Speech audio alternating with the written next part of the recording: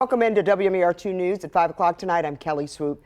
A power struggle now in the courts. The Public Service Enterprise Group out of New Jersey has requested that a judge let them access private land after owners have repeatedly denied their permission. It's part of a controversial project to build power lines that run through Baltimore, Carroll, and Frederick counties. WMER2 News' Blair Sable sat down with one family affected. How are they feeling about this? I know they got to be frustrated at this point. Yeah, frustration is just the tipping point here, Kelly. They aren't on the list of properties that have been submitted to the courts yet at this point, but it does send a clear message to them that their voices aren't being heard. So literally everything you're looking at now is the Shipley farm. The Shipley family is closer than most. Their house is one right next to the other. It's a lifestyle. A legacy that began more than 70 years ago, now 5 generations strong. To us, there's no money you can give us to use this land. It's our lives. It began with Harvey and Mammy Shipley, one continued by Larry and Barbara.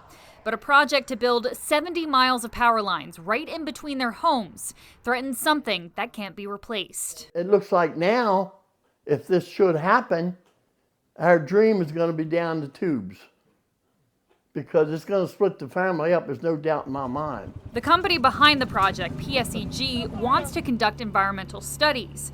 When they failed to get permission from landowners on Tuesday, they sought permission from the courts instead, sending a clear message to the Shipleys. That they just plan to, plow right through, and it seems like they come from the perspective that their corporate, gain is supposed to supersede anything that's already established. The project presented as a way to support the reliability and affordability of energy in Maryland, a state that gets 40% of its power elsewhere.